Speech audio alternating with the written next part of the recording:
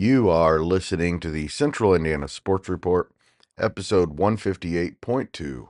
Our boys basketball scoreboard for Blackford, Delaware, Grant, Howard, Madison, Tipton, and Northern Hamilton counties, with reports from Blackford-Frankton, Hill-Alexandria with Grant Shouse, and Marion-Jeff with Kevin Helfrich of the Action Sports Network, with interviews with Blackford's Aaron Daniels, Gage Baker, and Mason Kitterman, Frankton's Brent Brobston, Mississinewa's Josh Brooks, Madison-Grant's Josh Hendrixson, Lapel's Kevin Cherry, Western's Cam Bennington, and Tri-Central's Cam Hindman.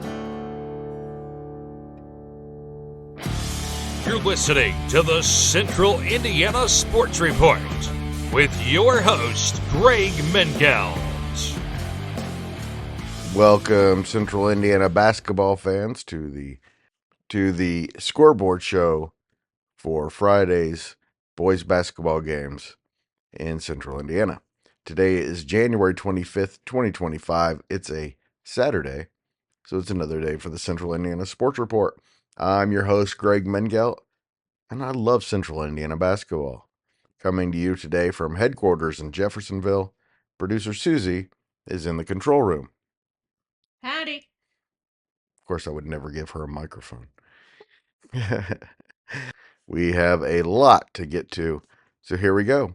We start with Friday scores, then I'll go through the highlights from all 19 local games from Friday. Then we'll look ahead to Saturday's biggest games. Blackford improved to 5-0 in the CIC with a 61-56 win at Frankton. Oak Hill kept pace by beating Alexandria 59-38 at Alexandria. Oak Hill is 4-0 in the CIC. Mississinewa beat Elwood 55-39, and Madison-Grant knocked off Eastbrook 45-41. Class 2A number 8 Northeastern is no longer unbeaten after losing to Lapel 66-58. Class 2A number 12 Liberty Christian won 71-40 at Winchester. Nice win for the Lions. Mechanical won 72-68 in double overtime at Western. Mechanical hit a shot at the buzzer of regulation and a shot at the buzzer at the end of the first overtime, and then won it in the second overtime. West Lafayette is 12-3 after beating Frankfort 73-39, and Logansport beat Twin Lakes 55-44. In the Hoosier Heartland Conference, Delphi shocked Sheridan, giving the Blackhawks their first conference loss of the season with a 63-58 victory. Class A number 9 Carroll held off Tri-Central 47-45. Class A number 10 Clinton Prairie got a huge night from Alex Farley in a 91-49 win over Eastern. Class 2A number 11 Taylor beat Riverside 47-45 in overtime. Taylor's 13-1. And Rossville's 10-5 after beating Clinton Central 64-44. In the North Central Conference, just two games. Kokomo beat Muncie Central 65-51 at the Muncie Fieldhouse. And Lafayette-Jeff beat Marion 78-49 and is now 11-3 on the year. That's 6 straight losses for Marion, which was 6-1 on the year. In the Hoosier Heritage, Delta beat Pendleton Heights 44-40. Newcastle won at Yorktown 51-40. And Class 3A number 6 New Palestine beat a very good Roncalli team 64-62. The Dragons got 26 points from future Indiana All-Star Julius Jeezy. Class 2A number 1 Wapahani ran past Randolph Southern 75-36. Shenandoah beat West Dell 71-49. Cowan 64, Burris 51. First win on the season for the Blackhawks. And Eastern Hancock, I'm not sure if this is really that big of an upset, but the fact that they beat Monroe Central by 20 points is quite shocking. In the Three River Conference, Northwestern's 5-1 in conference play. after beating winless Wabash 51-49 in overtime. Class 2A number 7 Manchester is 13-1 after beating Rochester 70-45. Whitco beat Northfield 59-40. Southwood got past Lewis Cass 50-45. It was Peru 75, Central Catholic 35. Just outside of our coverage area in Hamilton County, number 1 Fishers is 16-0 after beating number 10 Avon 69-45. It's the 28th consecutive win for Fishers. Number 4 Westfield is 11-1 after beating Brownsburg 57-31. Noblesville's 11-4. The Millers went on the road and beat Franklin Central 51-44. Zionsville beat Hamilton Southeastern 46-44. 3A number 2 Guerin Catholic beat Brebeuf 52-39 behind Bryson Cardinals 21 points and 11 rebounds. Yes, Susie, that's Brian Cardinal's son. Pike beat Carmel 48-41. Number 8 Lawrence North beat North Central 69-45. And number 13 Lawrence Central beat Warren Central 59-54. We start at Frankton, where I was on Friday night for the Central Indiana Sports Report game of the night. Blackford won at Frankton 61-56. The Bruins are now 9-5 on the season. More importantly, they're 5-0 in the Central Indiana Conference. They haven't won a conference championship in 27 years. They've also won 4 of their last 5 games under first-year head coach Aaron Daniels, who I mentioned to him can brag to all the other coaches in the conference that he's never lost a conference game. Not even the best of all time can say that. And I talked with Coach Daniels following the big win. Welcome, Coach. We've talked on the phone a few times, but first time face-to-face, and man, what a win. Well, I'm glad we could put on at least a little bit of a performance. We were sloppy at times, but, to come into a place like Frankton and find a way to win, I mean, it doesn't matter if you beat them 1-0. I mean, that's a great win anytime you can come in here and do that. Yeah, Gage said there's almost nothing like winning at Frankton.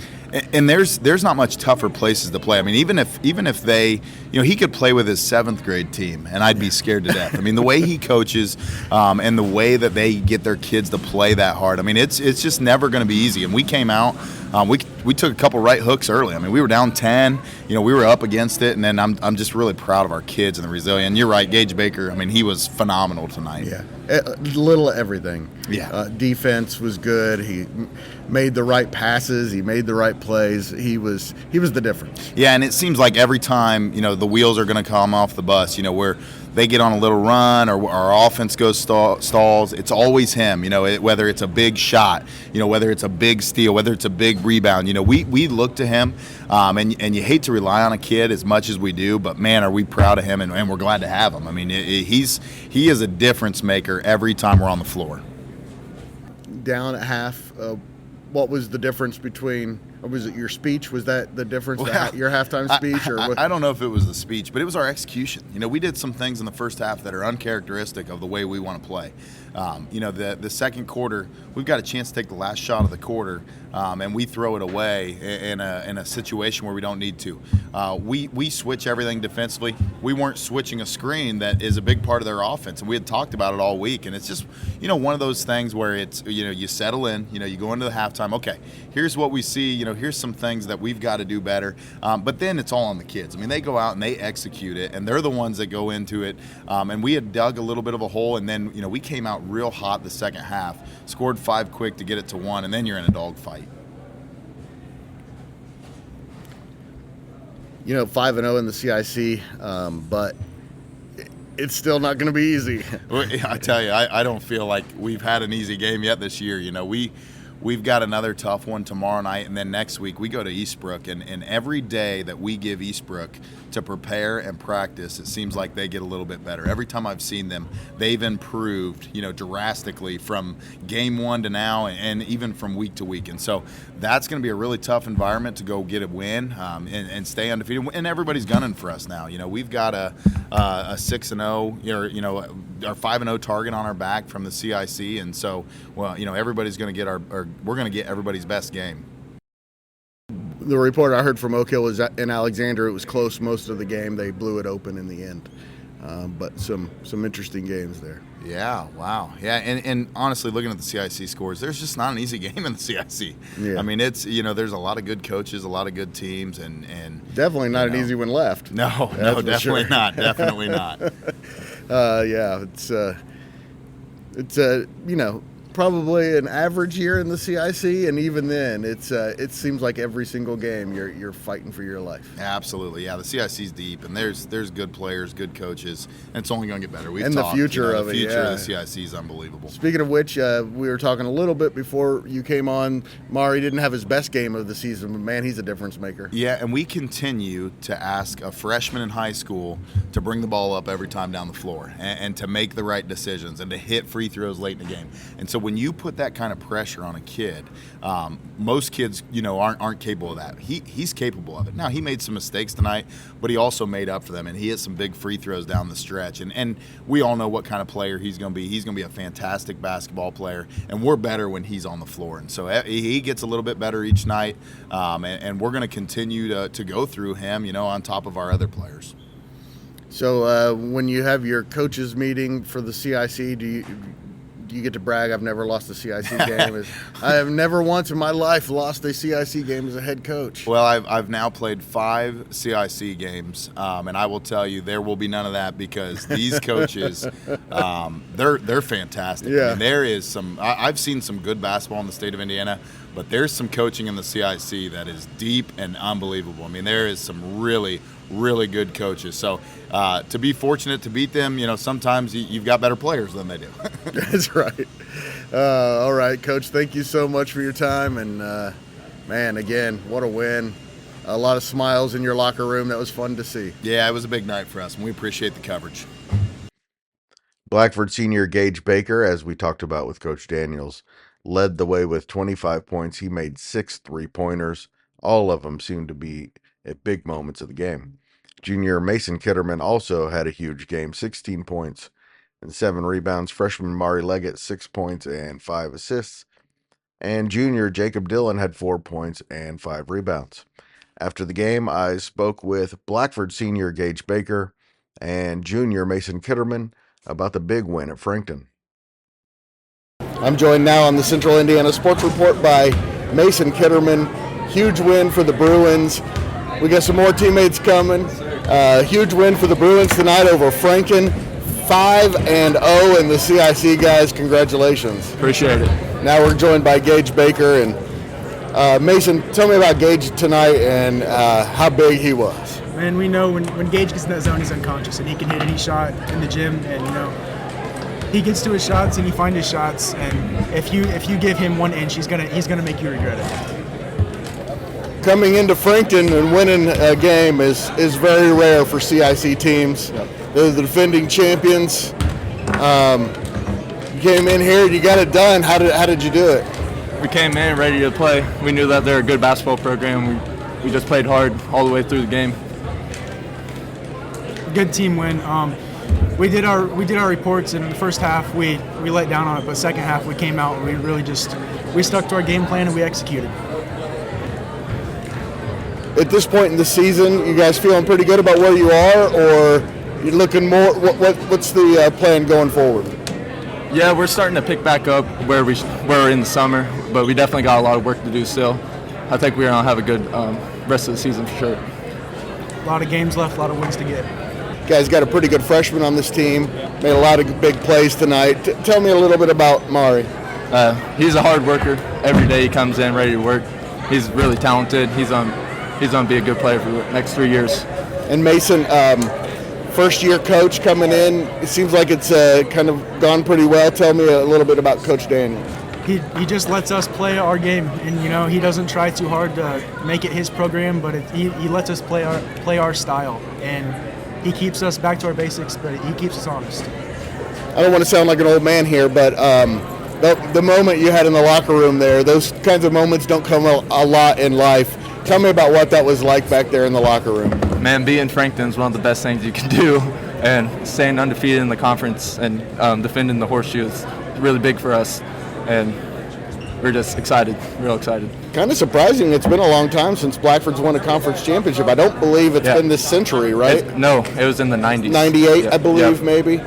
Really good teams back then. I don't know if you guys know your history or not, but those were some really. They used to average like 100 points a game. That was fun. My dad was on that JV team. Is that right?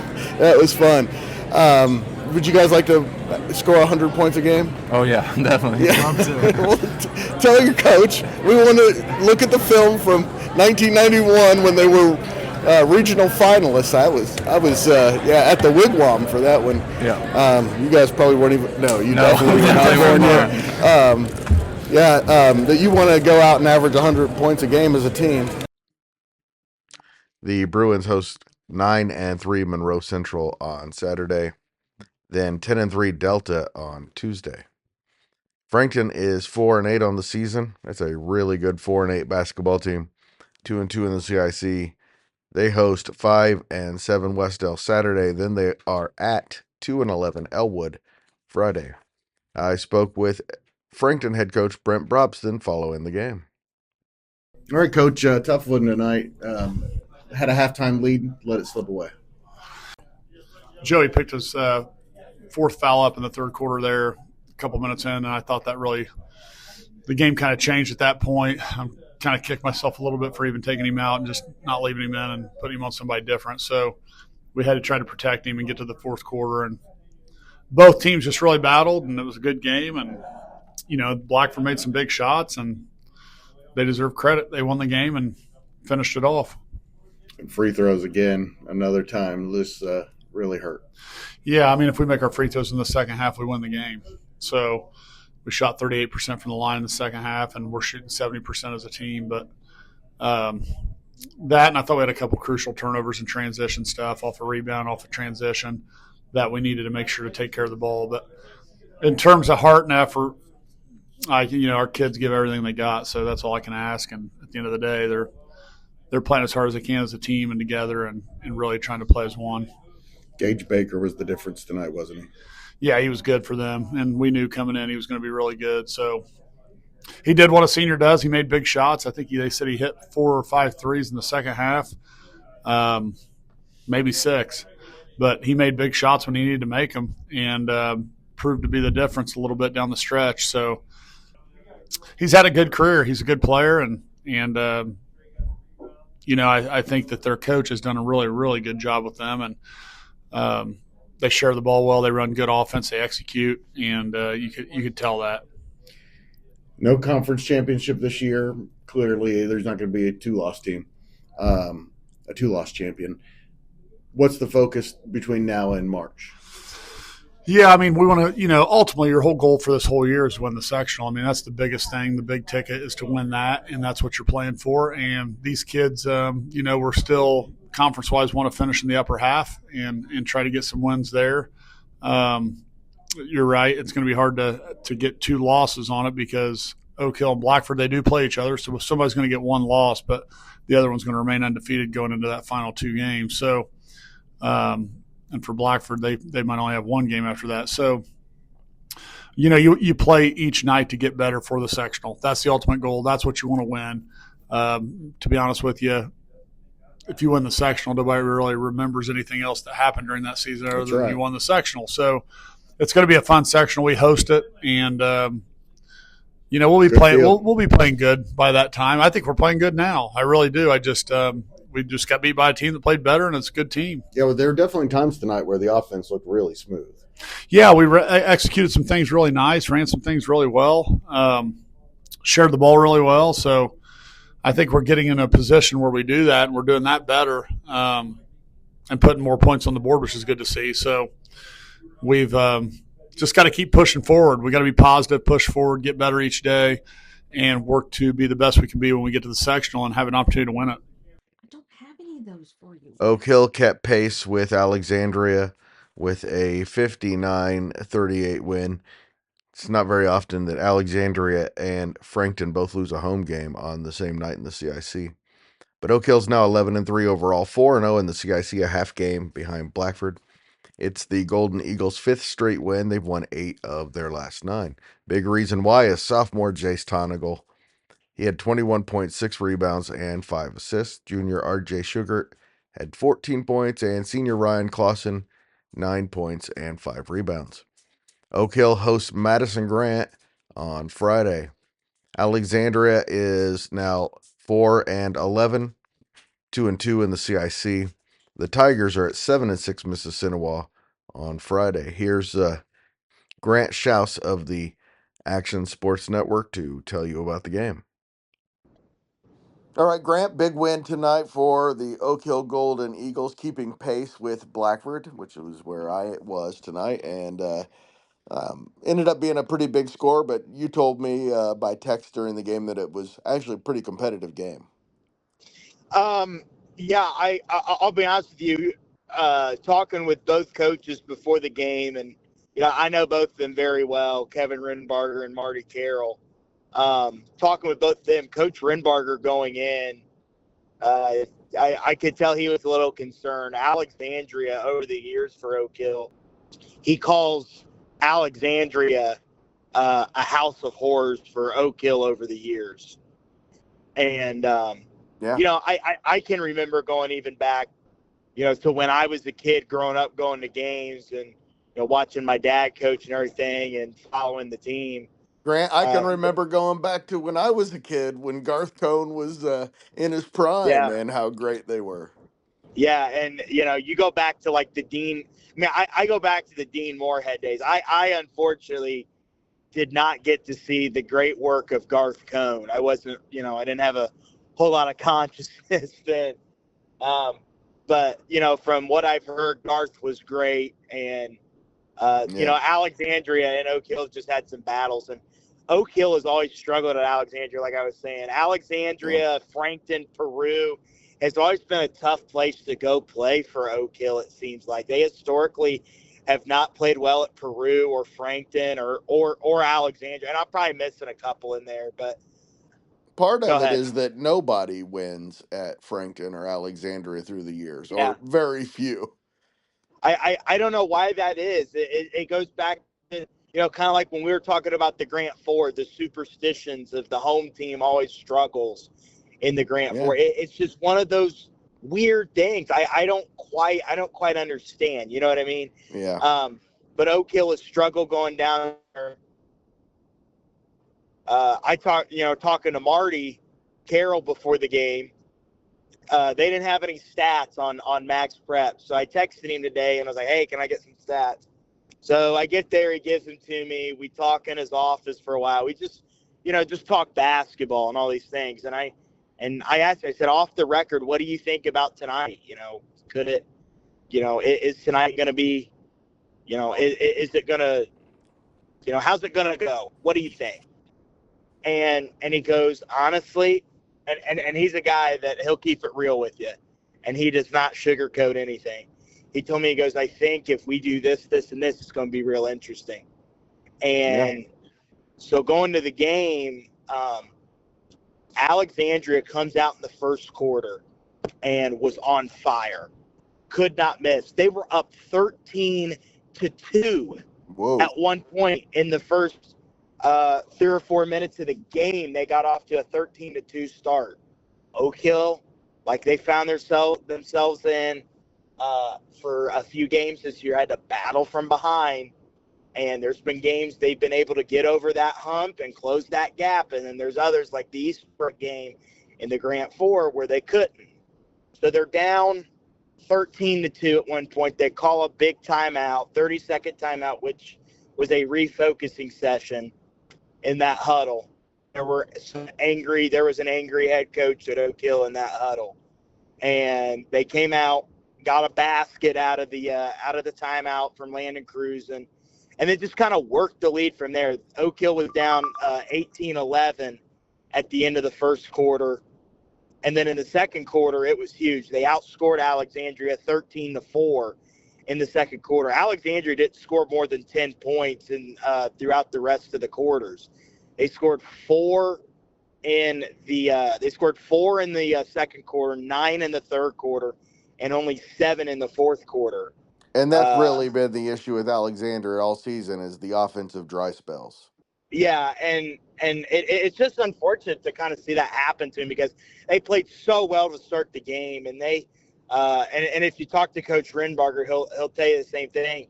They ran an inverted triangle and 2 on Jace Tonigal, and that's something that Oak Hill's just not accustomed to seeing. And they worked on a triangle and 2 in practice all week, and then and they had a plan for the inverted triangle and 2, and they had to, scratch their game plan and fix it and then make adjustments. And that's what this is all about, right? Coaches are making adjustments as they go. And that's what Alexandria's always been known for doing with Coach Carroll, is that they'll throw so many different defenses at you, and they'll throw the kitchen sink. And that's what Garth Cohn did way back in the day. Change up the defense on you, run the inverted triangle and 2, throw the triangle and 2 at you, play some 2-3 zone, maybe switch it up, go man to man. That's just what they do. And I think a good saying is Marty Carroll and them at Alexandria make more adjustments than a chiropractor. Is how I would compare it. And that's why they're good coaches. It really is. They came out with a great game plan in that first quarter. That's a very well coached team. That's an Alexandria team that is just, I think they're right there. It's just a matter of time. It's just a matter of time. And they're young. They have 2 seniors on that roster. They're sophomore. They're really freshman, sophomore, junior led. Hopefully it'll be by the end of this year. But there's no doubt that next year they're going to be a team to watch out for. They're playing I think they're playing really good basketball right now. They've won. Yeah. They won 2 straight going in. Of course, this against Elwood, back-to-back games. It's rare you play a team twice in 2 straight games in high school. So they get Elwood back-to-back and get 2 wins over them, and that's big. That's almost the exact same score both games. Yeah. Alexandria scored 62 twice, and then Elwood scored 35 and 37 in those 2 games. So, but Alexandria, and that's the ultimate goal, right? Is you want to play your best basketball at the end of the year, and that's what they're doing. And they're going to string together some wins. I wouldn't be surprised if they don't shock some people and win a couple more games. Yeah, absolutely. I think people are not really expecting them to win. Absolutely. But this night was about Oak Hill. Now 4-0 in the CIC and really playing well. Yeah, and once they woke up in that second, third, and fourth quarter, they had a 2-point lead at half. They're up 24-22 at the half. And, things started to look up in the third quarter. They get some big baskets in the third quarter. But Alexandria really kept it respectable. Like I told you when I texted you, the game was better than the score depicted up until the last really, final 5 minutes of the game. It was a respectable score. Alexandria kept it at they kept it at arm's length. Like they were 5 to 8 points behind throughout the entire third quarter and partly the fourth quarter. The biggest outlier was on back-to-back possessions for Oak Hill in the fourth quarter, where 9, I believe. They're up 9 or 10, maybe 11, and Jace Tonigal drove to the rim, hit a basket, and got fouled. And he hit the free throw. He got the old-fashioned 3-point play. Next possession, I think they turned Alexandria. It doesn't really matter. They got to stop. And R.J. Shugart for Oak Hill comes down and then had an and one again. And he didn't convert on the free throw. But the back-to-back and ones were the nail in the coffin, and you knew it was over from then. The fourth quarter, Oak Hill outscored Alexandria 21-7. And that was just huge. That'll make a score look worse than it was. Absolutely. And the thing is they outscored they scored 21 points in that fourth quarter, where Alexandria, after the first quarter, only scored 20 total points in the next 3. Oak Hill scored 21 points just in the fourth quarter. Good adjustments by Coach Renbarger, as usual. No question about it. And these are two I'm not just saying this because I really like the two guys, and I'm biased because they're good to me, but truly they're great coaches. They really are. They know how to make adjustments. They know how to make a game plan, and we got so many of those good coaches in the conference, like Coach Brobston, Coach Hendrixson. I can't really think of one coach that's just terrible. You know what I mean? I think they're all great coaches. Mississinewa won 55-39 at Elwood to improve to 7-6 on the season, 2-2 in the CIC.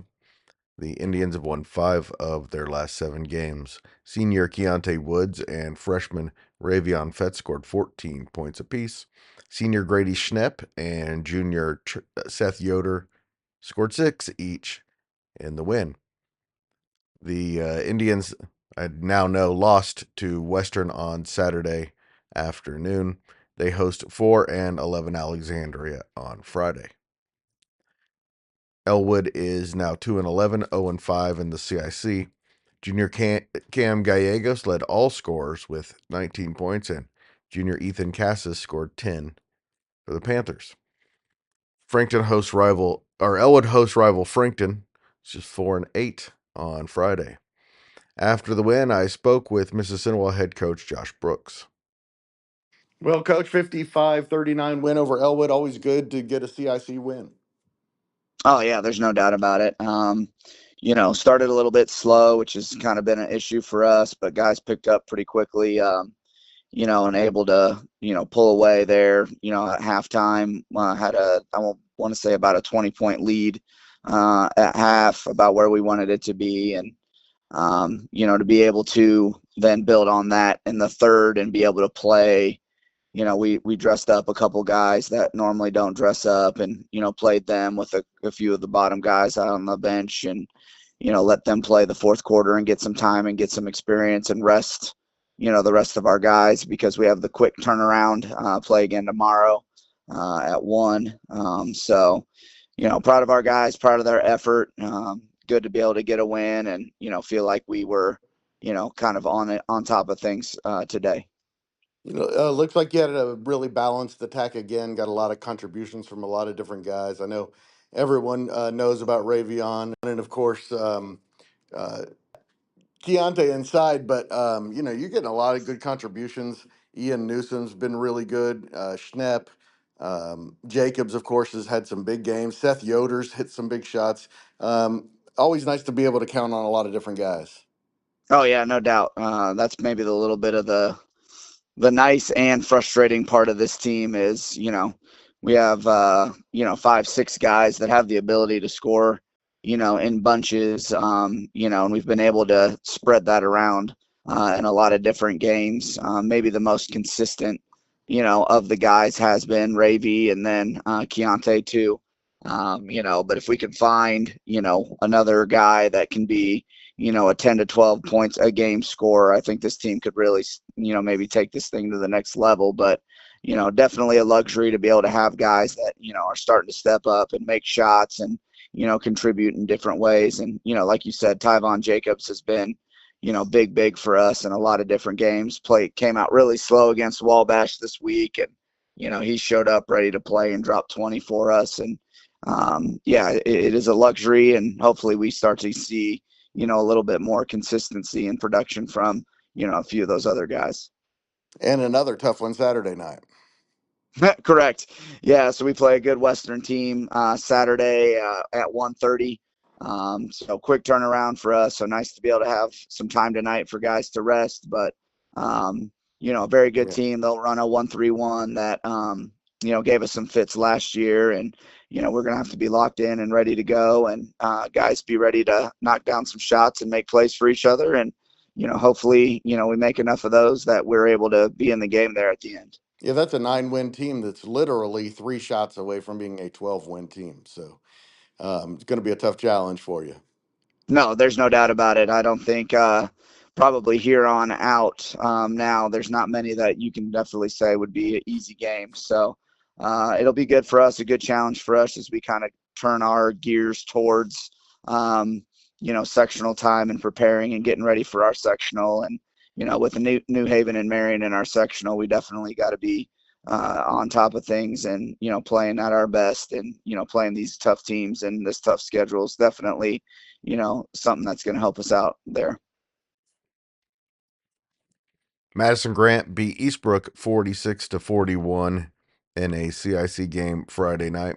The Argyles are sound like a pirate there. The Argyles are 5-7 on the season.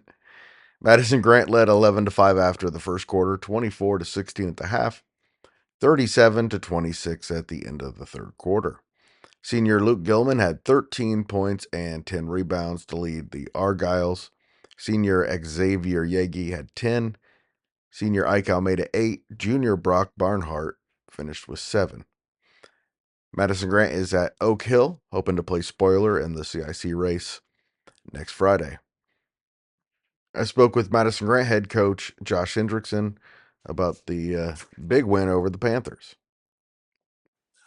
Well, Coach, congratulations. Big win tonight over Eastbrook. Yeah, I tell you what, the kids really came out and competed hard. I mean, defensively, we've been pretty good all season. A lot of times when we give up points or kind of on some broken plays or, our offense tends to throw the ball to the other team at times and, gives them wide open layups, which there's no defense for, for the live ball turnovers. But tonight we limited those. When we got Eastbrook in the half court, we really defended well, and I can't say any more about how well these kids played tonight, how they competed. And we just made plays when we needed to. Yeah, one thing for sure is you have a lot of good multi-sport athletes who know how to play sports. Yeah, they do. And getting used to finishing basketball games, understanding the plays that need to be made to finish basketball games is something that we have struggled with a little bit just because, they are multi-sport athletes. Basketball hasn't necessarily always been their focus. And, finishing basketball games, you really only learn by doing it. And when there hadn't been that many opportunities, that's where we've lagged in the past. But tonight was a night where we really executed down the stretch. We did the things that we needed to put the game away late, and that was a big difference. Yeah, for those who don't know, Luke Gilman is the best tennis player around, or one of them. He had 13 points tonight, led the team, right? And Xavier Yegi is the quarterback and a potential all-state baseball player, and he had 12 points tonight. So that's what I was talking about, just some really good athletes and really good kids and smart athletes. Yeah, they are smart and definitely smart in their sport.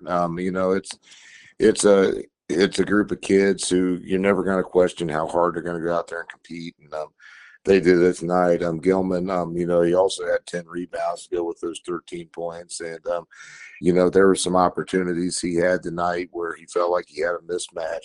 We felt like he had a mismatch and he could do some things down in the paint. And, he did. He made a couple big plays for us. Eastbrook had cut it down to 2. We had to call a timeout. We got back into something that we could get Gilman the ball in the paint, and he got an and one on the very first possession out of the timeout and put us back up to 5. And that was really big for us to kind of calm down that Eastbrook flurry and then, get an and one to push it back to 5. Eastbrook is now 6-7 overall, 1-4 in the CIC. They were led by 9 points from senior Draven Collins and 6 from sophomore Malachi Luthi. They host 9-5 Blackford, also looking to play spoiler in the conference race on Friday. Northeastern is no longer unbeaten.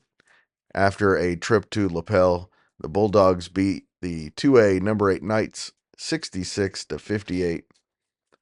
The Northeastern came into the game 15-0. Junior Devin Craig scored 14 of his game-high 24 points in the third quarter and also led the team with 9 rebounds. Junior Luke Jones had another good night with 12 points. Junior Quinn Wilkins. I paused to see if producer Susie recognizes the name Wilkins. And Wilkins. and Junior Bodie Judge scored 9 points apiece. Senior Brody Judge had 8. Lapel is at 2-5 Daleville on Saturday. Then they are at 7-4 Eastern Hancock next Friday. Eastern Hancock had a big win this Friday. Northeastern was led by Noah Payne with 19 points.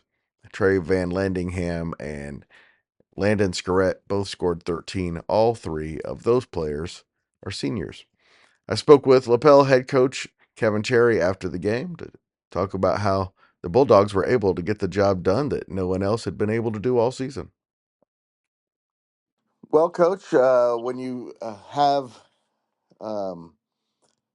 your players named Judge combined for just 17 points, both under 10 points, you expect you'd probably lose a game against an unbeaten team, but Well, yeah, no, you're exactly right. Obviously, Devin Craig led us in scoring night with 24 points and 9 rebounds.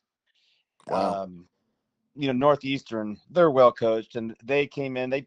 First time we've seen boxing one this year. They really tried to take Brody Judge away, and then of course with that boxing one, limit Bodie inside, and it was effective. But it also gave some guys opportunities to get good looks from 3, and Devin made his share, and then Quinn Wilkins made a couple big ones there in the first half. But I will say this about Brody and Bodie.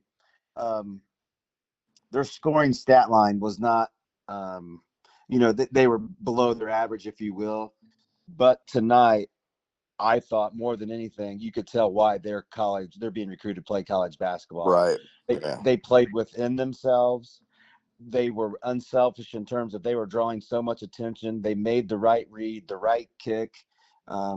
They were very good. And to give you their lines, Brody, he finished with 8 points and 4 rebounds, and we have him unofficially at 4 assists. We'll get that back tomorrow. And then I'm sorry, that's Bodie's stat line. Brody had 9 points and 7 rebounds. Nice. And we've challenged both of those guys, like next year or even as sophomores in college. How are you going to get on the floor? Like, you're not going to go in and be the man in terms of they're not going to expect you to score 25, but how are you going to make others around you better? Are you going to be able to rebound the basketball? Defensively, are you going to be great? That's how you're going to get on the floor at the next level. And, man, tonight they were super bought into those roles, and obviously the scoring, but they were fantastic, along with those complementary pieces. Quaid Hall off the bench was great. Owen Garber off the bench gave us great minutes. It was probably as good of a team win since I've been at Lapel. Wow. It's been a lot of wins. So, Coach, this kind of, this is kind of why you build a schedule like this. So you can get these games that you can build confidence going forward.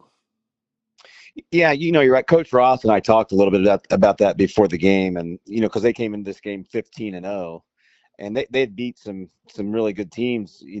I should say they beat some teams. Newcastle, they beat Centerville. They beat Centerville early in the season by 25 or something. Then they come back and get into the county team.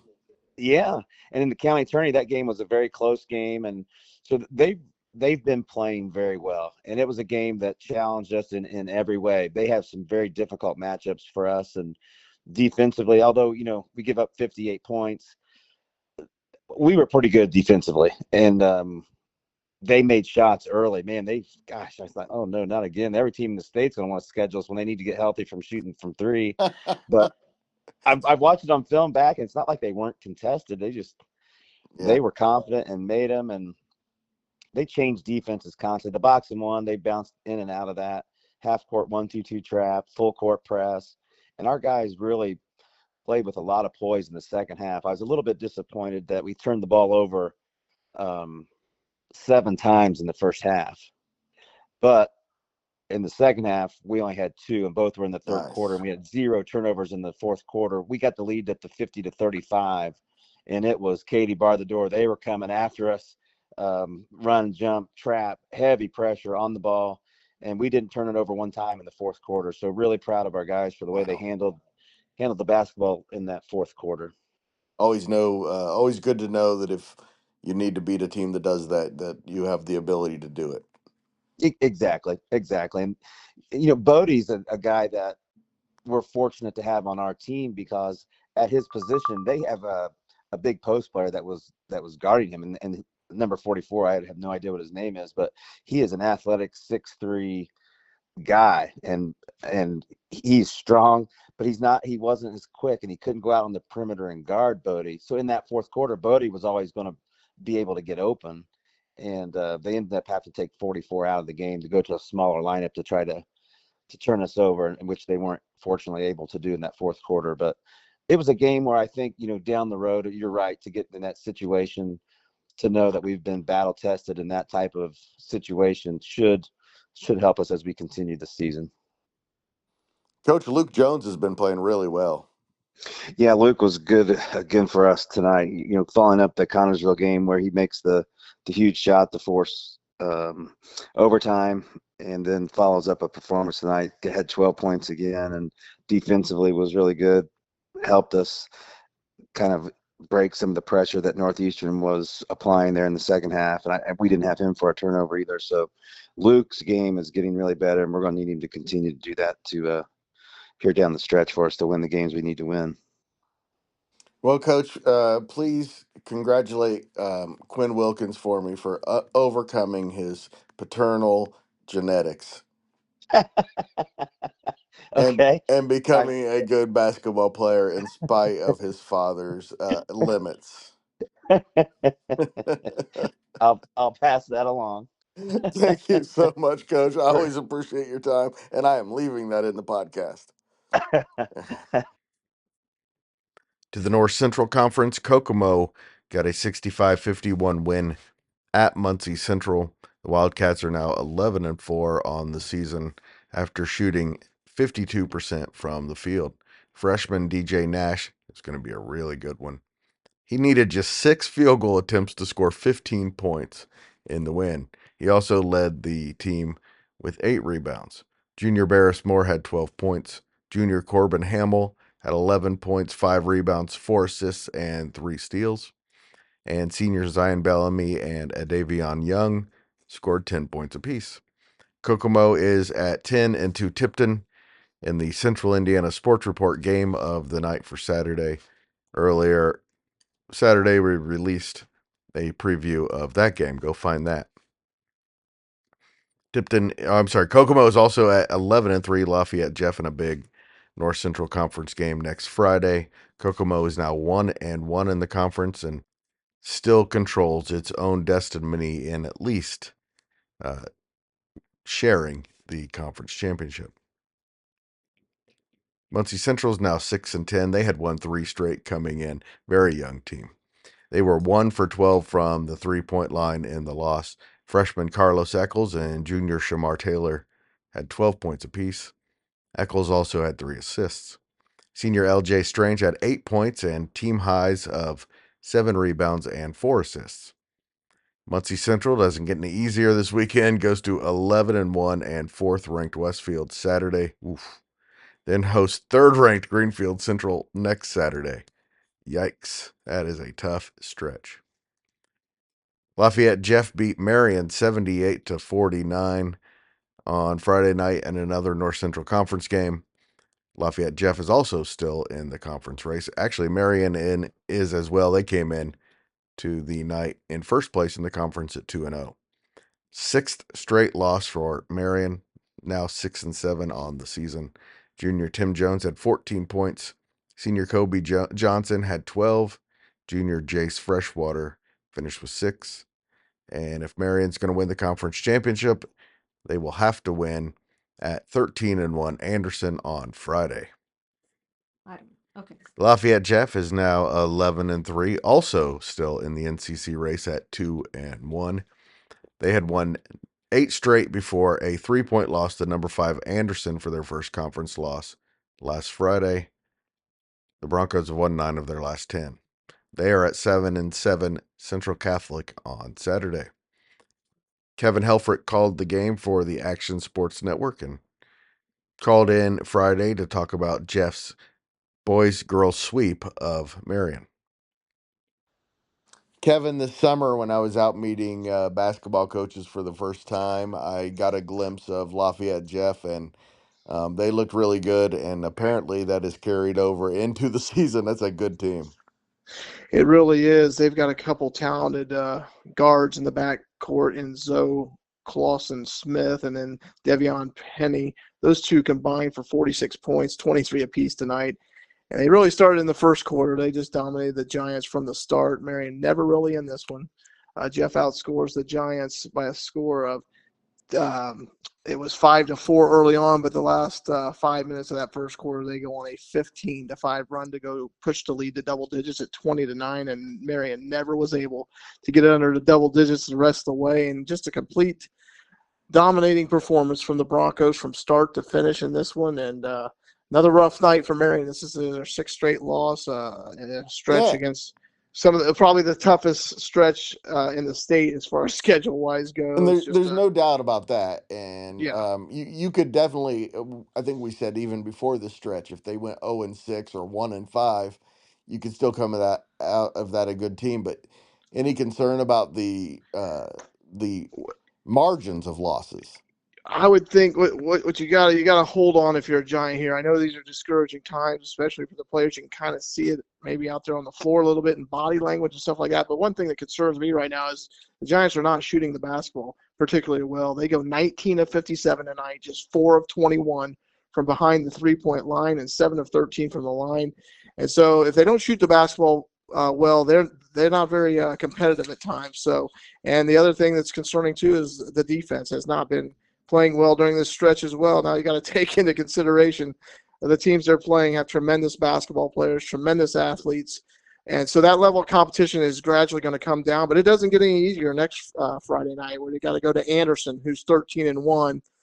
But the good news for the Giants is despite this conference loss, it was their first loss in the conference. And they can somehow find a way to knock Anderson off. The Giants would then set themselves up for a chance to have a tie in the conference and get a share of that if they would go on to beat Muncie Central. So not all hope is lost. I know it's got to be discouraging for Marion fans who aren't accustomed to seeing Giant teams, lose at the margins they're losing at. But the teams are playing a really very talented team. So if you're a Giant fan and a Giant player, hopefully the Giants can just hold on. Their time's coming.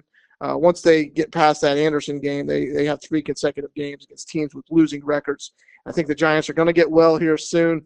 It's just can they hold on and stick together in these rough waters right now? And it's still a potential sectional championship team. I mean, I think the North Central Conference is probably better than their sectional field, so maybe taking these lumps might be good in the end. Yeah, I think it is. It's no doubt the better competition in play. It only makes you better. It's definitely been a bumpy ride, but you got to keep that train of thought where, in sectional, when sectional comes around, they definitely are probably the favorite to win the sectional. It won't matter what Marion's record is coming in. They have the talent and the offensive firepower to win that sectional. What I'm concerned about is will they play well defensively? This is a team that just right now hasn't really played with a lot of fire out there on defense, and that's something they have shown glimpses of it, especially when they go to the half-court trap and some full-court pressure at times. But this is a team right now that when it's become man-to-man defense and help-side defense, the Giants just have not played very well, and that's something that's going to have to change for them to have success down the road. Well, I mean, they've had some success. They've beaten some good teams. We know they're capable of doing it. It's just a question of can they get out of this slump? Right, yeah. I mean, they, took Kokomo and beat them in overtime, and that's a good Kokomo basketball team. Yes, it is. And, you win at Richmond. Anytime you can win on the road in the NCC is a tremendous victory. And at they Newcastle. And they won at Newcastle, and Newcastle's record isn't great, but, they've got some talent on that team. You played very close to a Hamilton Southeastern team that is very talented. You had Fort Wayne South at home. You lose by 8 to them, and another very competitive game. And then last weekend against Homestead, the Giants had it down to 5 or 6 there in the fourth quarter, and you go on to lose by 9. So we know the Giants can play with some of the better teams throughout the state. It's just they've got to find a way to get back on that winning track and, hold on. That win's coming, and I hope those guys keep their head held high and, They just need to, hopefully this will pull this team together and not tear them apart with a stretch like this. Losing is not fun for anybody, and that can start to play mind games with you if you don't get your head in the right place. I think every team you just mentioned on that schedule is already at double-digit wins or close. So that tells you what kind of competition they're playing. Yeah, it's really been the Giants probably wish they could flip the calendar back to 2024. Since 2025's come around, they haven't found a victory yet, and it's been tough. And I know Coach Blackman will find an answer, and these guys will pull it together. But right now, it's a real growing pains going on for the Giants. And like the Lafayette-Jeff boys, the Lafayette-Jeff girls are having one of their best seasons in a long time and look like they're going to be North Central Conference champions.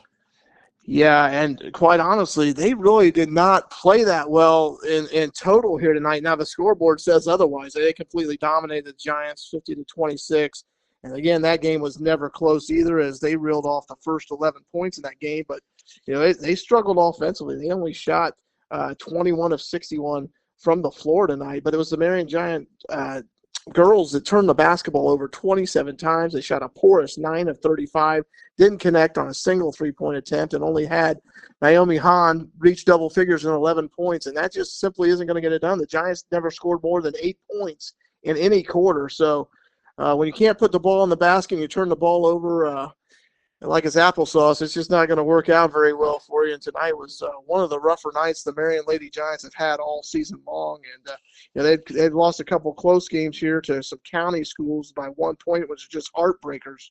And then you go in tonight against a Lafayette-Jeff team that's, record-wise, they're now 15-4, and they have a very good team. But I didn't feel like they got the best shot from Lafayette-Jeff tonight. The Giants just didn't come to play, and they didn't handle the pressure well at all. And but they could have been in the ball game if they would just knocked down some shots and taken care of the basketball. But that just simply wasn't in the cards tonight. Well, it's been an amazing season for Marion. Well, they've already tripled last year's win total or close. Yeah, I think they have. I think they won 2 games, I think, all of last season maybe, and they've won 9 this year. And if some of those games turn the other way, you're looking at a Giant team that's got a winning record, but right now they sit at 9-13, which is that one lone game left next Wednesday at Adams Central, and then it'll be sectional time. Sectional draw this weekend. It'll be interesting to see who the Giants get in that Norwell sectional. There are 2 teams, no doubt, that will be labeled as the favorite. I would assume that Belmont, who is at 17-2, will probably come in at Norwell and be the favorite in that, even though Norwell is 12-6. Belmont beat them, I believe, earlier in the season. So those are the 2 teams to beat. But you got Mississinewa in there, who the Giants just lost to by 1 point. You got a Heritage team that's not very good, and a New Haven team, and not much better than Heritage. So the Giants can compete. You get the right draw, you get the right thing. You never know. You end up in the championship game, and then anything can happen when it gets to that point. And Kevin, they better beat the Giants now, because the future, you're not going to be beating them. No, those 2 freshmen are really talented players. And Hahn tonight had almost a double-double. She also pulled down. I had her unofficially for 9 rebounds, so 11 points, 9 rebounds. And then, Townsend also, who's their second leading scorer, is a tremendous upside to her game as well. One thing I think the Giants will need to develop here in the future, and maybe they have it, is they're going to need to get some better guard play to go along with those two girls. And if they do, look out. You're right. The Giants have a bright, bright future, and quite a turnaround from last year. So everything is pointing in the right direction if you're the Marion girls program. No doubt about it. And rumor is there are some more coming. So yeah, that would be outstanding for sure. So yeah, I look forward to see how these Giants do. And Jamie Hardwick, as a freshman, is also a very good athlete. Right. Yeah. So yeah, they've got some other talented freshmen too that maybe haven't gotten the varsity experience yet this year, but they're going to get their chance next year and the years to come. And they're only going to get more development and better all-around games. So yeah, the Marion Giants' future for girls basketball is definitely looking really good. Delta beat visiting Pendleton Heights 44-40. Delta is now 10-3 on the season. They shot 64% in the first quarter to go out to an 11-6 early lead, and then shot 56% for the game. Senior Bronson Edwards led the Eagles with 13 points and 7 rebounds. Senior Jordan Fernie had 10 points and 6 rebounds. Senior Chase Ritchie, 9 points, and junior Lucas Bragg finished with 8. Delta is at 9-5 Blackford on Tuesday. Pendleton Heights is now 5-9 overall, 0-4 in the conference. They've lost 3 in a row, and we got a report that they lost leading scorer Cooper Sims for at least a couple of weeks. Junior Ashan Singh led the Arabians with 14 points and 5 rebounds, and also had 2 assists. Sophomore Brent Gray had 11 points. Senior Evan Mazingo, 7 points and 7 rebounds. Junior Hayden Fox didn't score, but had team best of 6 assists. Pendleton hosts 6-5 Tri-West on Saturday. Then they are at 9-5 Greencastle after a week off. That game is next Saturday. Newcastle won 51-40 at Yorktown. Yorktown is now 5-10 on the season after a 3-0 start.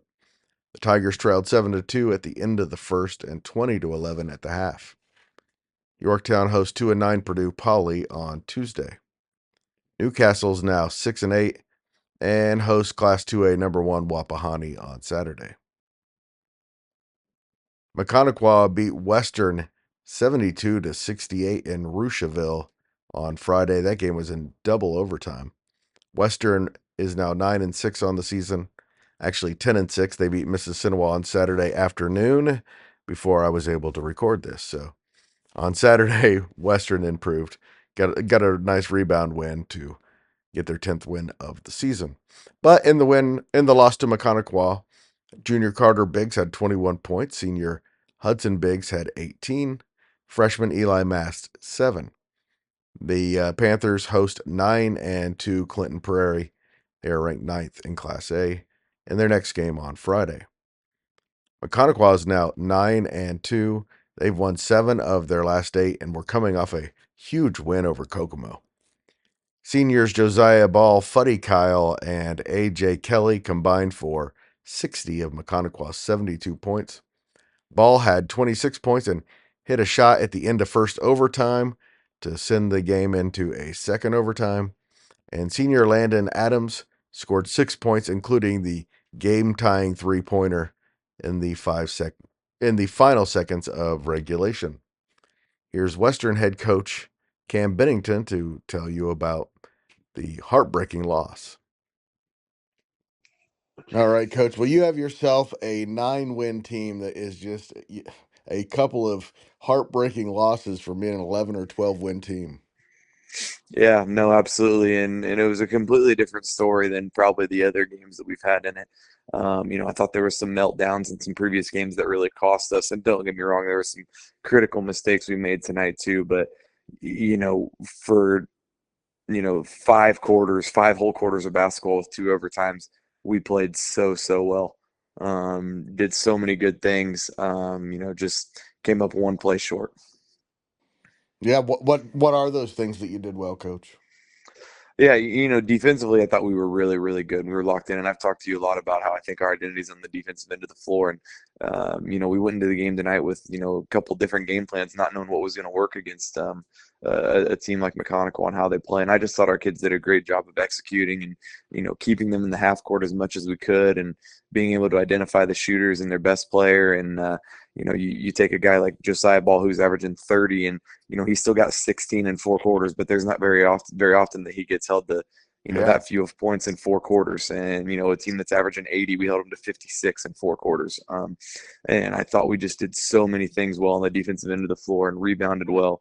Our passing was much better than it has been. We still made some really critical mistakes, but we did a nice job of drawing 2 or 3 defenders and then dumping off and finishing around the basket tonight. Just a lot of really good things, but we led by 3 at the end of the regulation, and with about 10 seconds left, one of their role players hits a big shot to send it into the first overtime, and then in the second overtime, you feel like you got it won with 3 seconds left in the game, and you just got to get one more stop. And Josiah Ball's a great player, and we had him double teamed, and he went up and got a catch over 2 people, took 1 dribble, and kind of falling away, shot a 3-pointer over 2 guys, and it was as pure and as clean as it could be. And he's a great player, so we could sit here and say, should you pass foul, should you do this, should you do that, and I've second guessed everything in my head a million times right now, but They made one more play than we did, and then their best player was great when he needed to be. Tell me about Grayson Miller and what he brings to your team.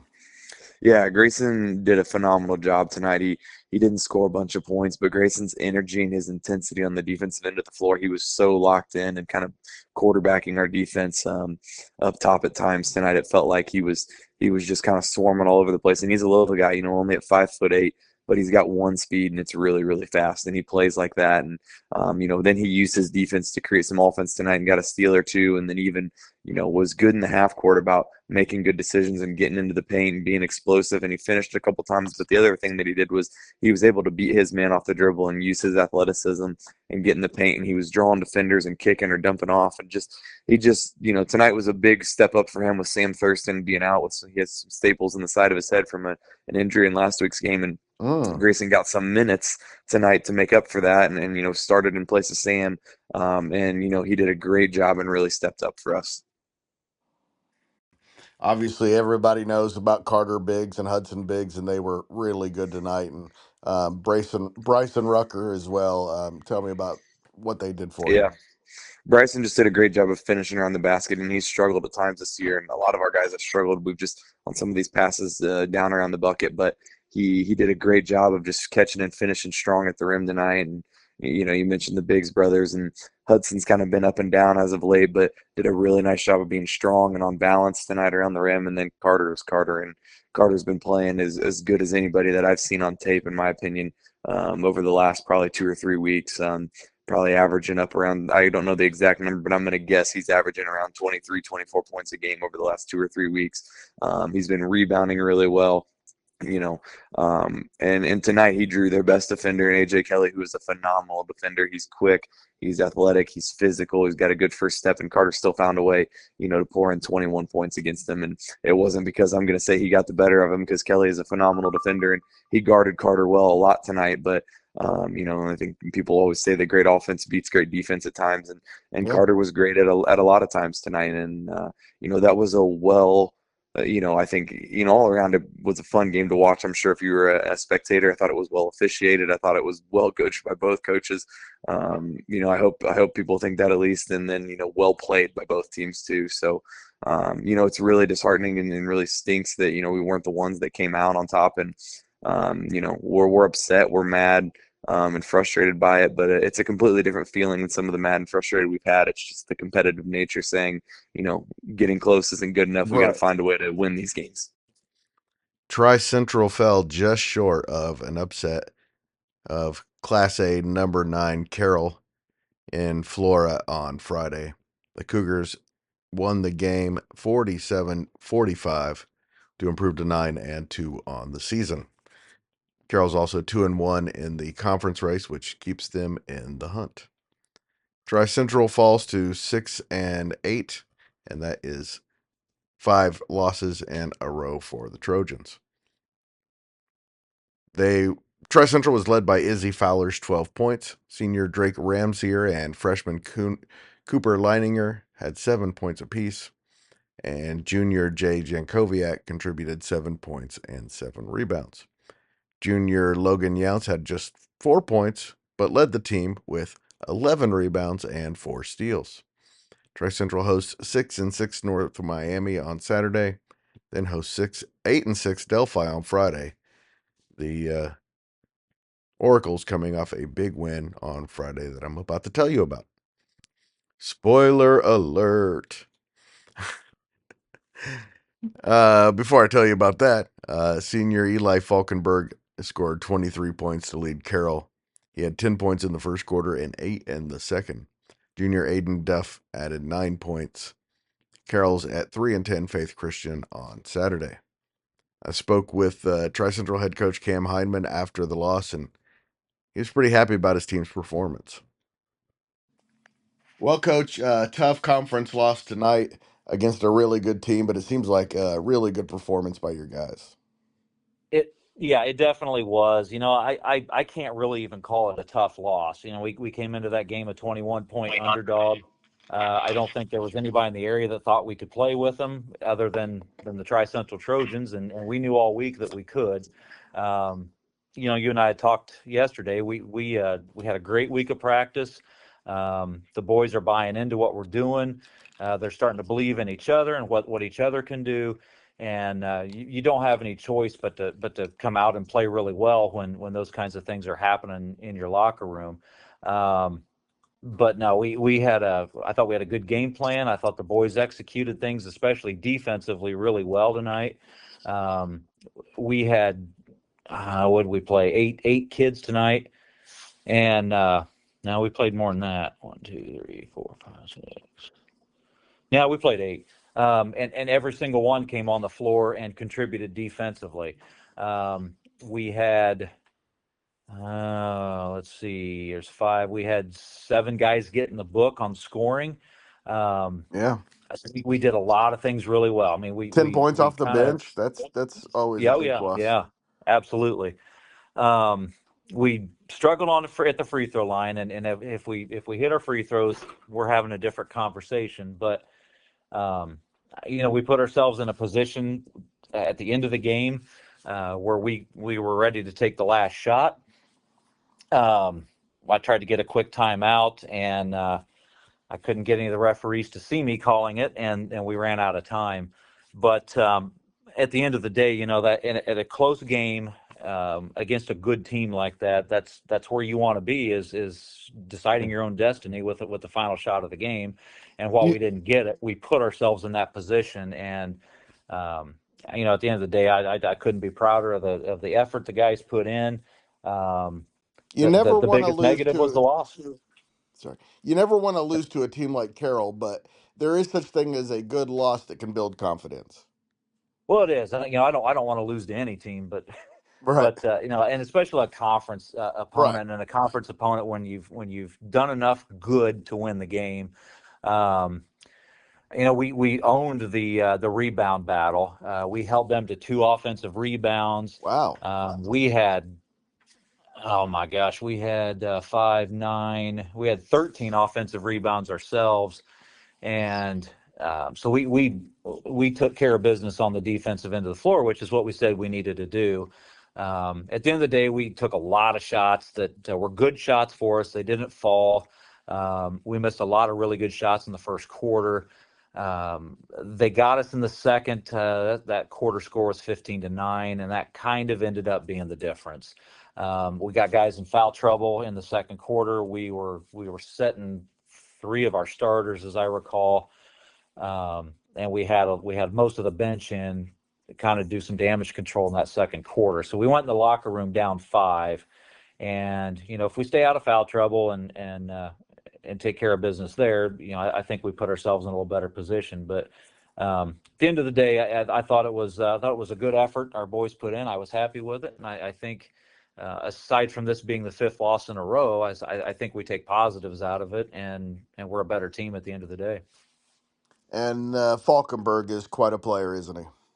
He is. He's solid. We our plan with him was to kind of surprise him when he would catch the ball in the high post, and hopefully he would turn to face the basket and see nobody's guarding him and kind of panic for a little bit. But he hit from outside a lot better than what we gave him credit for.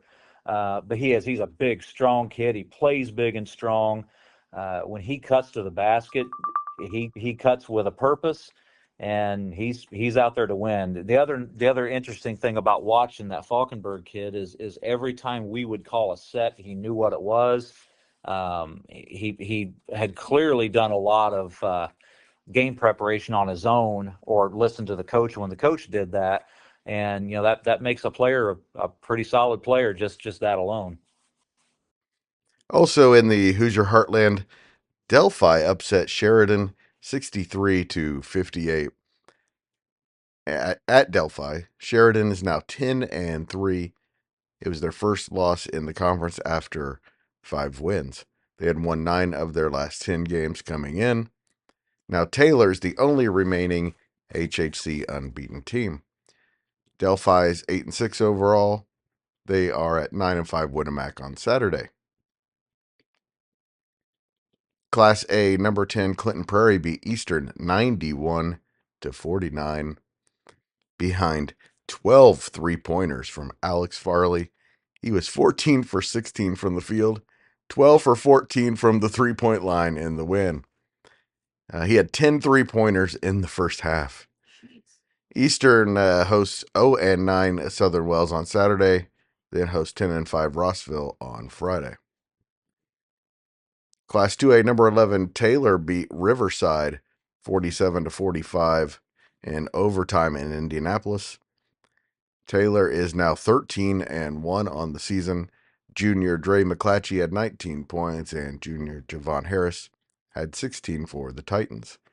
They host 10-3 Sheridan in a big Hoosier Heartland game on Friday. Riverside had won 10 straight games coming into the game. They are now 11-3.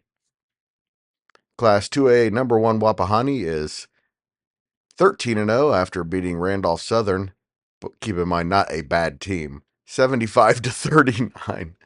Wapahani's now 2-0 in the Mid-Eastern Conference. They outscored the Rebels 30-4 in the second quarter to lead 53-17 at halftime. Junior Camden Bell had 23 points and 6 rebounds. Senior Nate Luce, 15 points. Junior Eli Andrews, 13 points and 4 rebounds. Senior Brock Zickgraf had 12 points and 6 rebounds. And junior Leighton Spence finished with 7 points. Wapahani will put their unbeaten mark on the line on Saturday at 6-8 Newcastle. Then another tough one when they host 10-3 Delta on Friday. They beat Delta 43-38 last week in the Delaware County Tournament.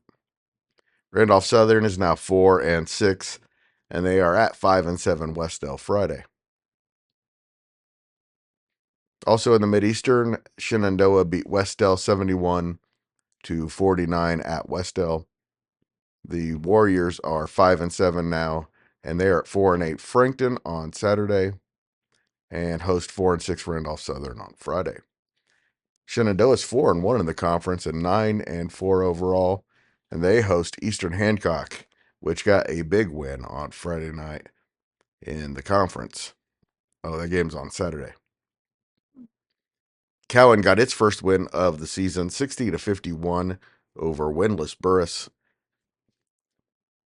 The Blackhawks host 5-7 Westdale next Saturday. Burris is now 0-10. Got 16 points from junior Malachi Smith. He was 3 for 5 from the three-point line, and he also had 4 steals.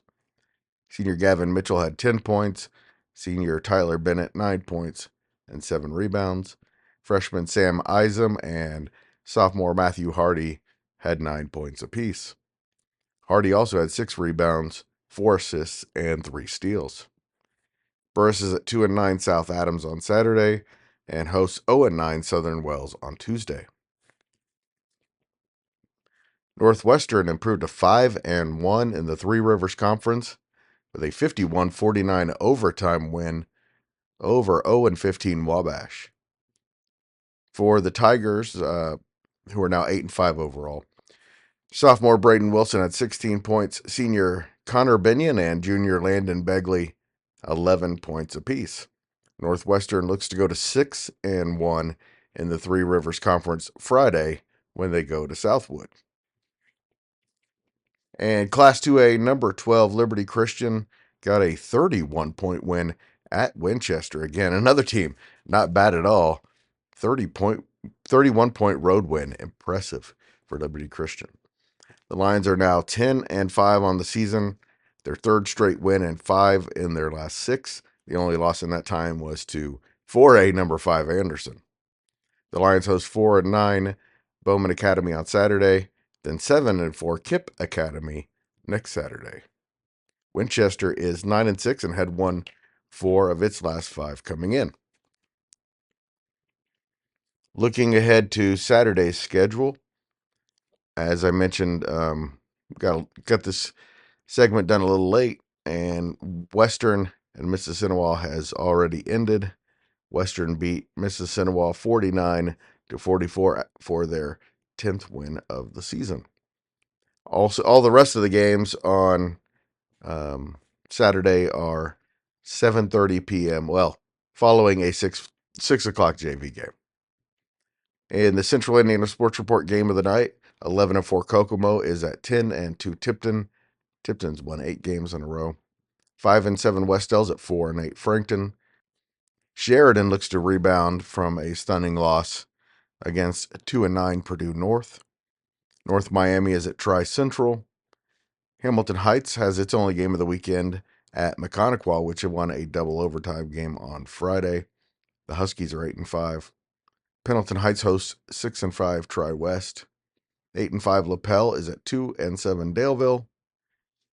Muncie Central goes to Westfield. Unbeaten Wapahani's at Newcastle. Bowman Academy visits Liberty Christian.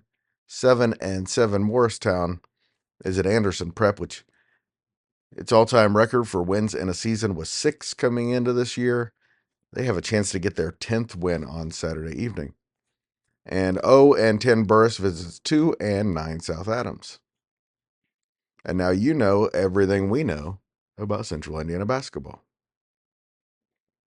Thanks for listening. Always appreciate it.